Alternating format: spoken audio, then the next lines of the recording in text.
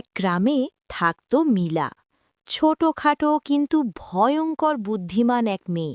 আর পাশের বনে থাকত গরুণধর, বিশাল দেহের পাহাড় সমান শক্তিশালী একজন লোক, যে সবাইকে ভয় দেখিয়ে চলত।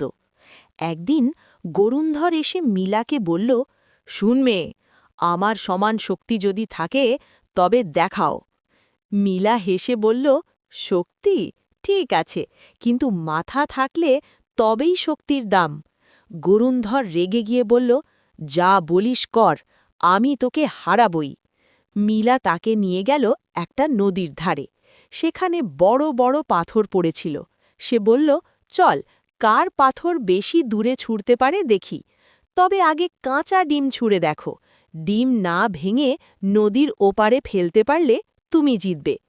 গরুণধর গলা ফুলিয়ে বলল, এ তো খুব সহজ। সে ডিমটা হাতে নিল, ছুঁড়ল, টুক, মাঝপথেই ভেঙে গেল। মিলা হাসল না, শুধু বলল, আমার পালা। সে ডিমটা নিল, কিন্তু ছুঁড়ল না। চুপচাপ হাঁটতে হাঁটতে সেতু দিয়ে নদীর ওপারে গিয়ে ডিমটা রেখে দিল। গ্রামে সবাই অবাক। গরুণধর চিৎকার করে বলল, এটা প্রতারণা।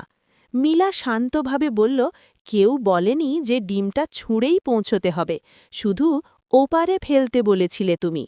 সবার সামনে গরুণধর চুপ হয়ে গেল, আর সবাই বলল, শক্তি নয়, বুদ্ধি